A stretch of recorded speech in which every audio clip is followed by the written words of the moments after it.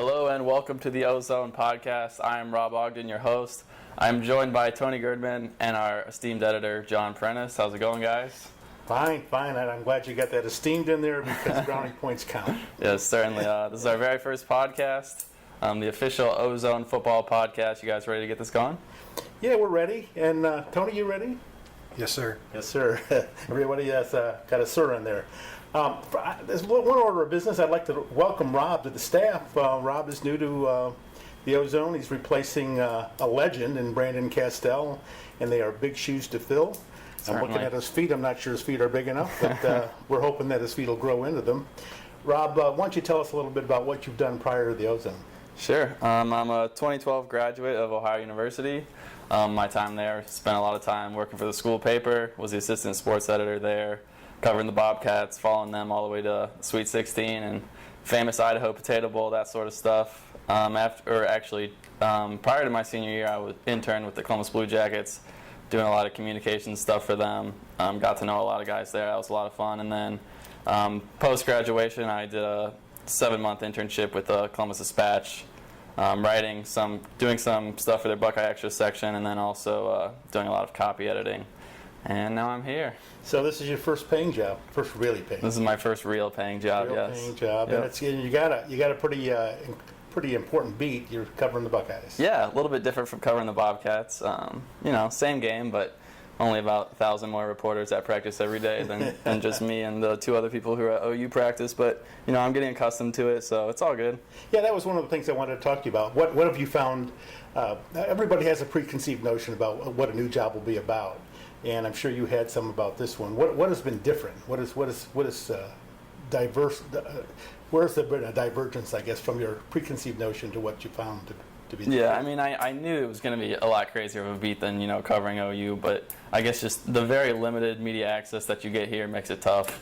Compared to at OU, where we could go to practice every single day, watch all of practice, and then talk to whoever we wanted to after practice. Here, you get who you get. You only get to see what you get to see. So it's a little bit more difficult, but it's fun to be on a bigger stage. Well, we're giving you the Ozone stage. I hope it's big enough for everybody. And with that, I'm going to give this to Tony, and I'm going to get out of here. Alrighty. As everybody knows, first up for the Buckeyes this weekend, the Buffalo Bulls of the Mid-American Conference. 4-8 last season, 3-5 in the MAC. It's the first meeting between the two schools.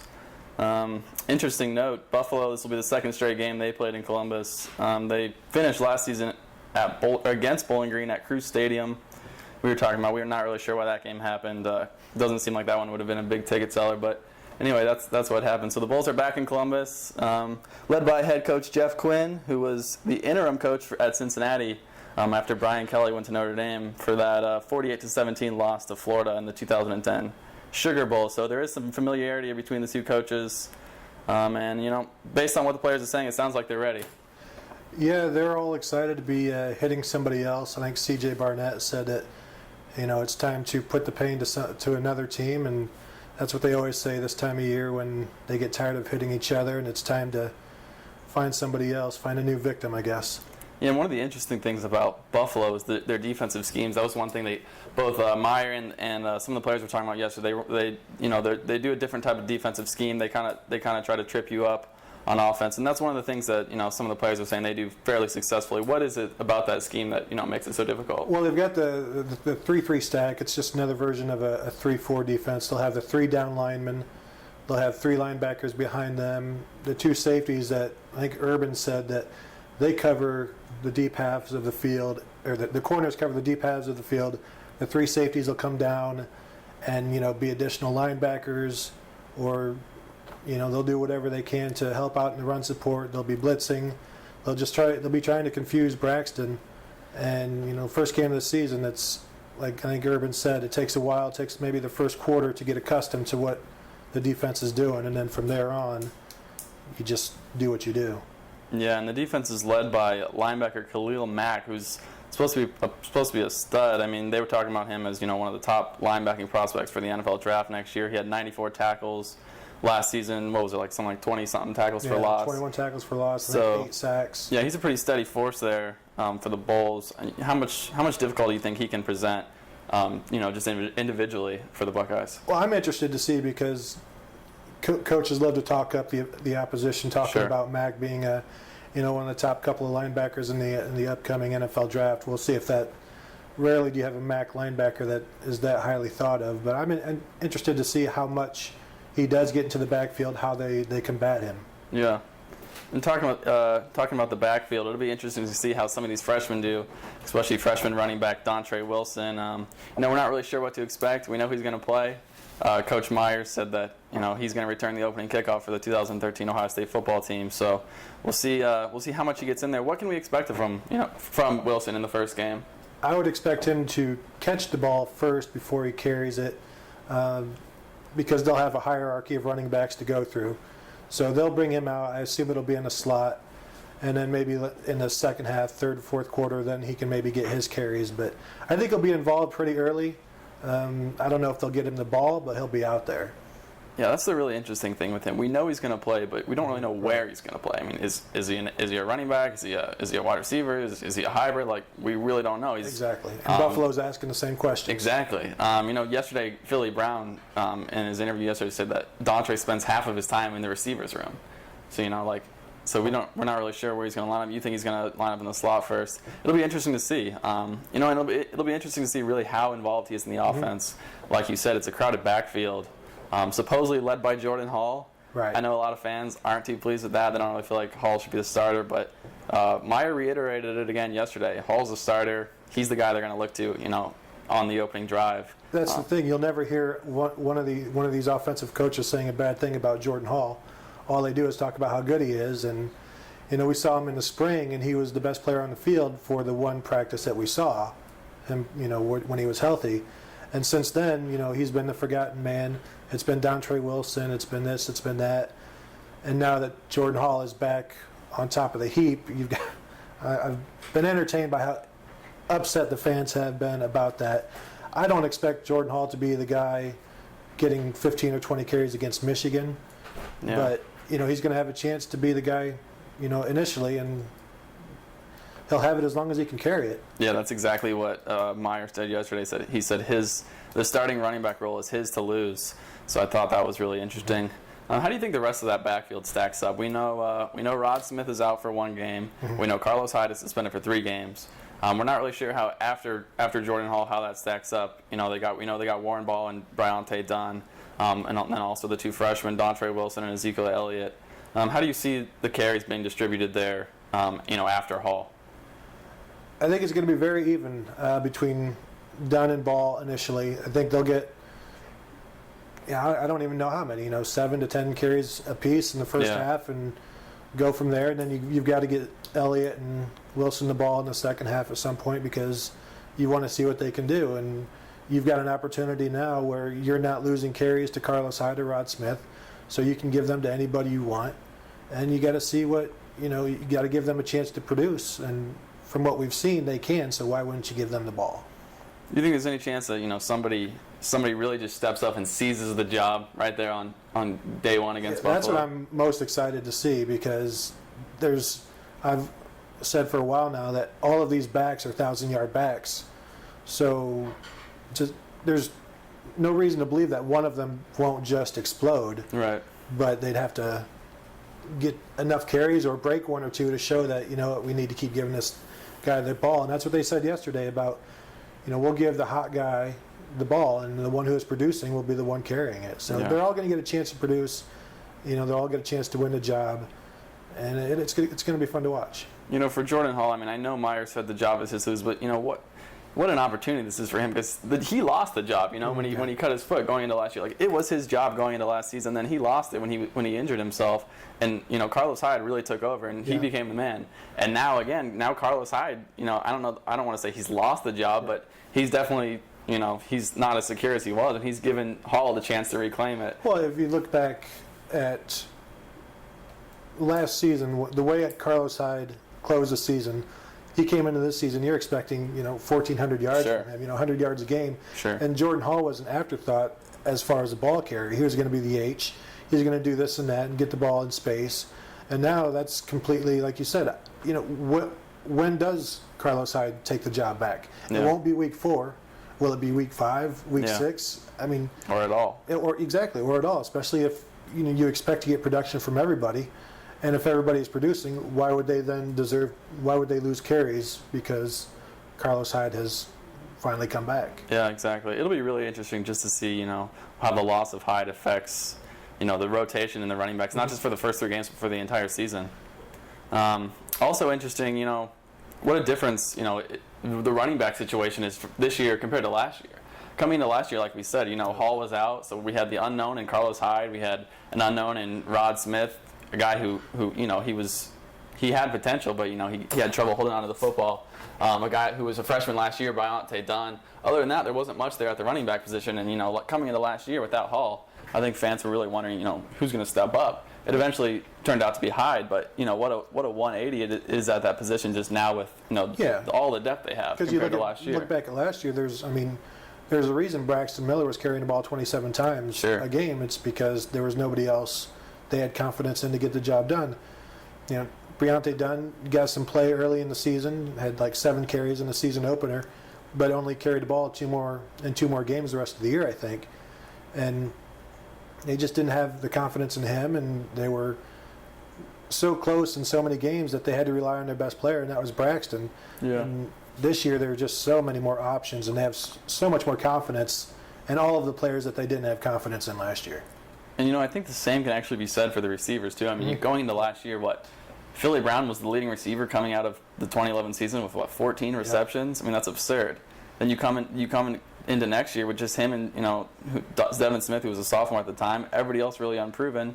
You didn't know what you were going to get. Philly Brown turned out to catch 60 balls. Devin Smith caught, I think, 30 balls. Right. Now coming into this year, they think they have a plethora of receivers who can perform. Evan Spencer's supposedly the most improved guy in camp. You got Chris Fields, who's coming back, who's serviceable, and then you add in all the freshmen: Jalen Marshall, James Clark, Corey Smith, the JUCO transfer, who's might be able to step and perform, and then you add in Dauntre in there. It's kind of a 180 with the receivers too. Well, that's why I found your over/under on Philly Brown interesting, because he's better, the offense is better. There's going to be more passing. Sure. But I can definitely see him catching fewer than 60 passes this year, just because of how many other people there are. I can also see him, catching 80 just because he's the number one guy. Yeah. And, if this is a passing offense, it's always going to be a power running offense. But if they're throwing more and he's their number one target, 6 catches a game over 14 games, and you're at 84 catches. Yeah, I think that's going to be one of the most interesting things coming into the season is how will Braxton spread the ball around. Last year, he gave it to Corey Smith. He gave it to Philly Brown. He gave it to Carlos Hyde, and then he kept it, and that was it pretty much. That's what they did. But this year, he has so many weapons. How is he going to spread the ball around? I think that's one of the really interesting things coming into the season. And how will this offense look differently? We've heard they're going to be a more up-tempo offense, but that doesn't necessarily mean they're going to run more plays. Right. In your opinion, for the average fan, how are you going to look down at this offense this season and say, yeah, that's different than it was last year? I think there will be more east-west stuff. It's always going to be a downhill offense initially, but Urban Meyer said since the day he was hired that his offense needs speed on the sidelines. That's how you truly spread out a defense, and they have that this year. So I think there'll be more, screens to the outside, jet sweeps, and things of that nature. You'll see the little touch pass, to Dauntre Wilson coming out of the, from the slot into the backfield. So there's just going to be more stuff out wide, in my opinion, and they're going to take more shots downfield as well, because they've gotten better at that. Now they have Philly Brown, Evan Spencer, and Devin Smith, who can all, who are all wanting to run those deep routes. And it's not just Devin Smith this year. You're going to have, more people doing that. It's not just all this inside stuff with these slot receivers that they've got. Everybody's better, and everybody wants to be hit downfield now. Yeah, we know that's one of the things that Philly Brown has really been working on is his downfield route running. And then yesterday he said that was the biggest thing that had improved with Evan Spencer too. Was he was making big plays down the field that he wasn't making last year. So and Evan Spencer's shown us time and again that he can go up and get a ball with one hand or two. He's got some of the best. He might have the best hands on the team. When he's fully concentrated. So there's a lot to watch definitely at the receiver position this year. Yeah, it'll definitely be interesting to see, how that all develops. One of the things last year, Braxton was, he wasn't just the catalyst of the offense. At times, he was literally he was the everything. offense. Yep. He set the school record with 3,310 total yards from scrimmage last year. A little over under. You think he goes? You think he can break that, or you think he stays under that this season? I think he goes over it just because he has 2 more games to play. Yeah. I think that's the big thing. And he may not be rushing for 110 yards a game. He may be rushing for 80 yards. But I would assume he will be throwing for over 200 yards, and he threw for 170 last year. So I think the numbers are still gonna be there. And like I said, he's got 2 extra games. Well, conceivably 2 extra games. Sure. Certainly 1 extra game. What about in 12 games? Just looking at regular season, for the sake of argument. He had so many rushing yards last year. See, that's my It's thought. hard to think he could come close to that again, and because what's he going to rush for this year? Maybe does he rush for another 1,000? He's still going to be a couple hundred under what he was. I still think he should at least pass for 200 yards a game. Yeah. And so that'd be 2,400 yards there. If he rushes for 900 yards, then he's going to be right at it. Sure. It's close with just 12 games. I don't know. That's a good one. He had 227 rushing attempts this year. I assume you're going under. Or last year he did. I assume are you going under or are you going over?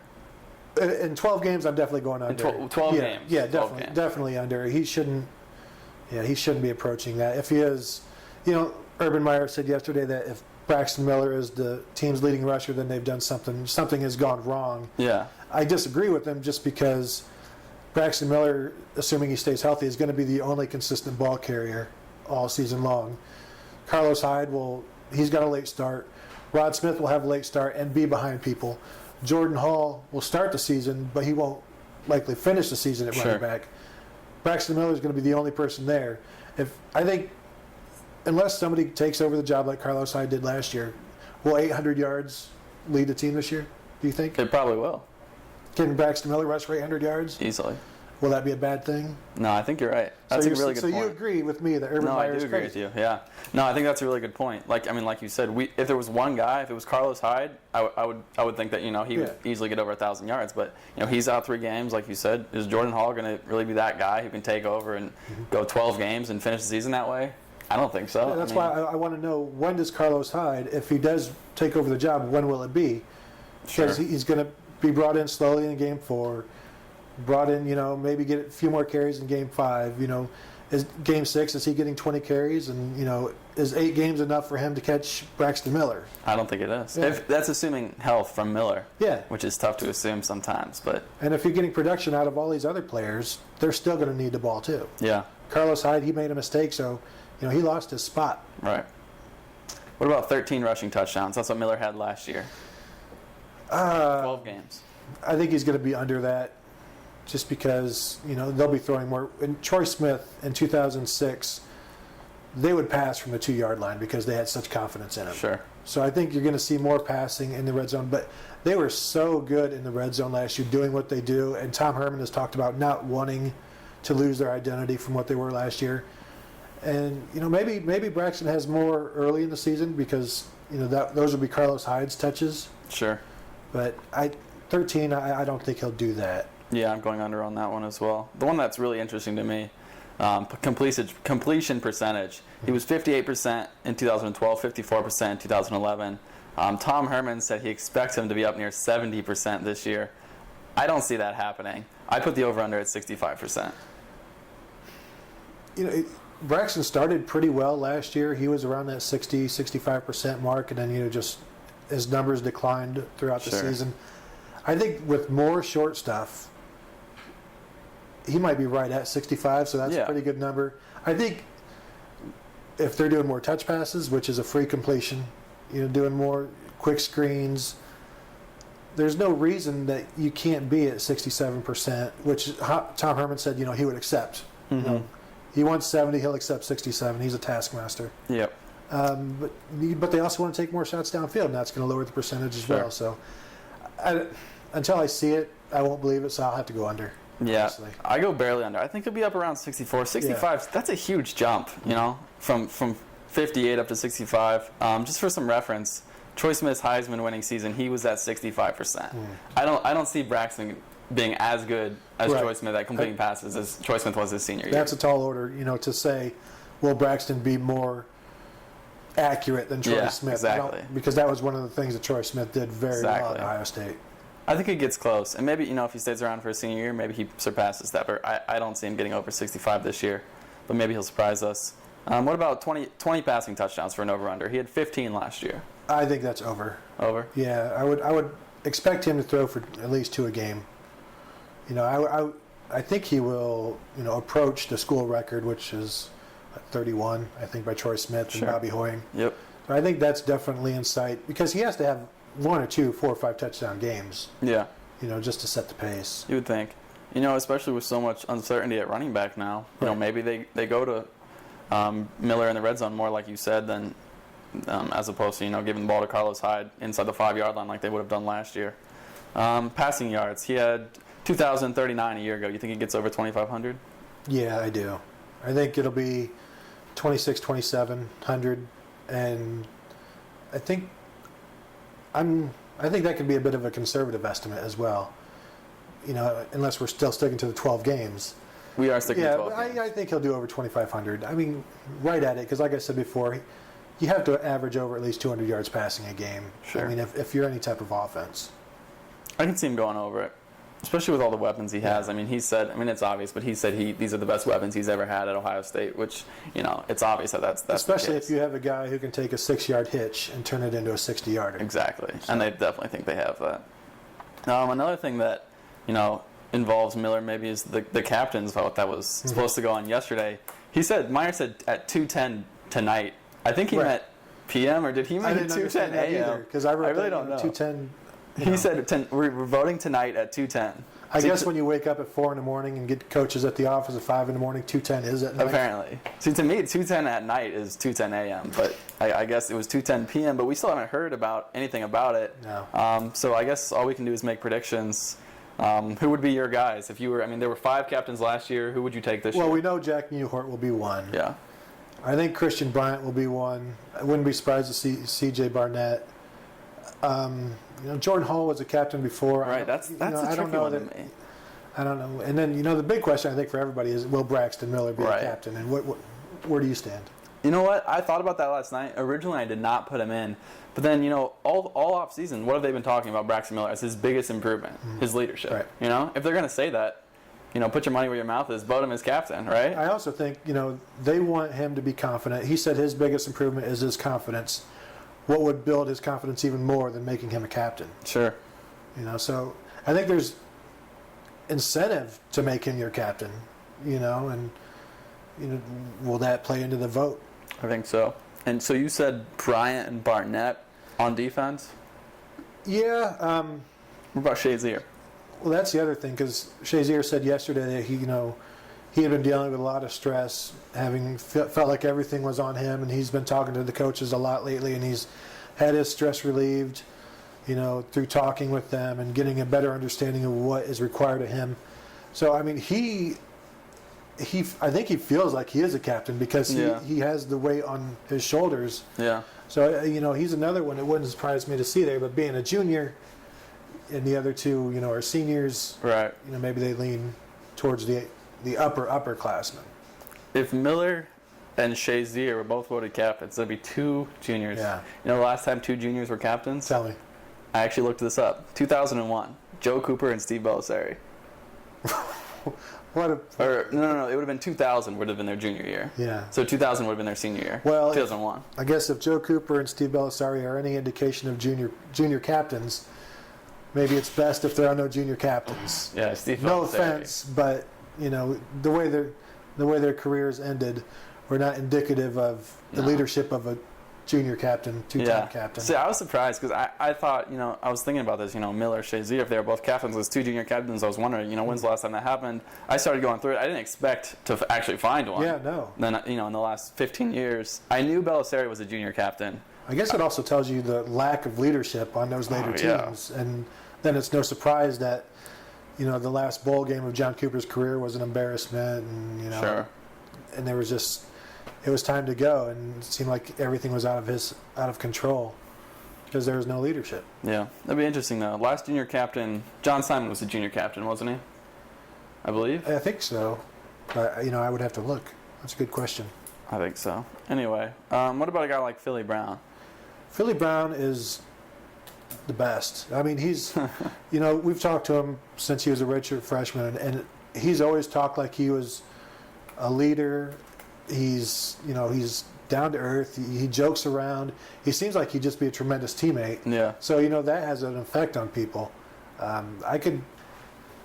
It wouldn't surprise me if he's a captain, but he's also not necessarily the most serious guy at times. So, maybe they want these, in your face John Simon types. Sure. As opposed to a guy who's, a happy guy. He's going to lead you by example. He's going to give you some, words of encouragement. I don't know.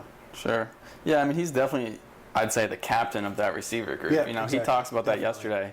He talked about, he really took a leadership role on because he felt like he had to pull some of those receivers along, and he said that he felt like that was one of the reasons that they're a much better group than they were a year ago, because he said, last year there was no leadership. His exact quote was, we didn't know which way was up, we didn't know what we were doing. Now he said he took on that leadership role, and he feels like, with him and Devin Smith kind of leading some guys, that they're a lot better than they were last year. As far as being voted captain by his teammates, I'm not sure it happens. I don't know. What are you? He's definitely a leader, though. Oh yeah, no doubt. Like they were talking yesterday. You don't have to be a captain to be a leader. Exactly. Everybody can lead. Exactly. If you had to pick 5, what are you going with? Put you on the spot. Muhort, Braxton, Barnett, and Bryant, and then it comes down to Philly or Shazier, I guess. For that 5th. Yeah.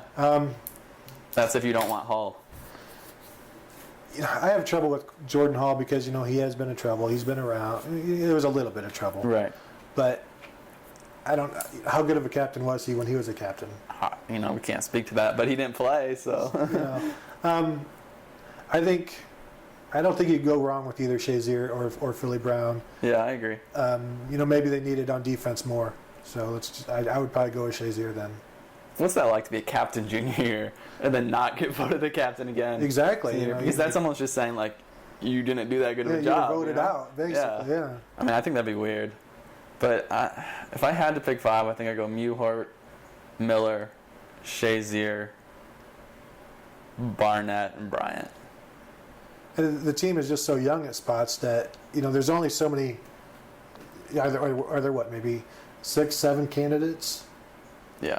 I think every guy is there anybody that we haven't mentioned that's really a candidate? Andrew Norwell? Norwell, maybe. But I don't see 2 guys from the offensive line. Right. Really. Yeah, I think those 6, 7 is probably what it's going to come down to. And, I mean, we're not sure there'll be 5 captains. Right, no. But, I mean, that's just what it was last year. I'm not sure, his history, Meyer's history of Florida, how many he had.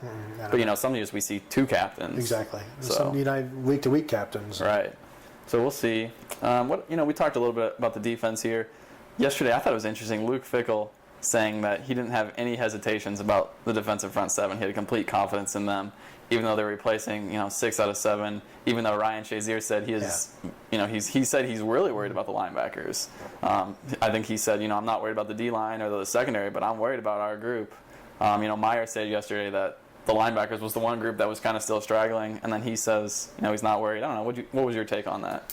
It's always interesting because I think the players in this instance are more truthful. I mean, Ryan Shazier has said for weeks now that, it concerns him. And Sure. for him to be part of that group, usually you would expect him to be like, no, we're fine, we're good, Yeah. We'll all come together, we know what we're doing. But with Curtis Grant being out, they don't really know what they have right now. Right. And they won't. And he's gone through it before where, he's probably, maybe he's gun shy from last year a little bit. Yeah. Because he went through half a season with not being able to trust the guys next to him. Right. And that didn't occur until once Zach Bourne got in. Then he finally had somebody that he could trust and he could play his own way. I'm sure he's worried that the same thing is going to happen this year. And until he sees it from Curtis Grant and Josh Perry, then he's going to be concerned. For Luke Fickell to be not concerned, I think that's just what he's going to say as the coach. And Urban Meyer has always been pretty blunt when it comes Sure. to his feelings on the position group. So, if Urban is worried, a linebacker is worried, I think you have to side with those two. No, I think the defensive line should be fine, but it doesn't matter how good they are if the linebackers behind them can't tackle. Curtis Grant started first 3 games of the last season. He only played in, I think, 8 games. Right. By the end of the year, he came off the bench in 5. How many games do you think he starts this year? Well, given that he's the nickel, Yeah, I know starts a little bit of a ambiguous term, but since he'll be in the nickel, he would be in the base. So theoretically, he would start every game. sure. if he's as good as they say, and that's what we have to go on because we haven't seen him, then he would start every game. You would think. It's just So, I don't want to call the coaches a liar any more than I already have.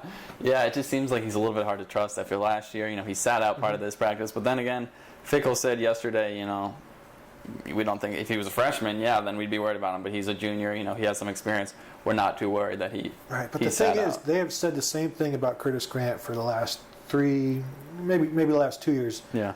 About how he's looking good, and they've got faith in him. And then when it comes to week 4, you never see him again. Yeah. So I think he's got a lot to prove, definitely, and no accolades from the coaches at this point are going to be enough to disprove our doubts, or to cover over our doubts.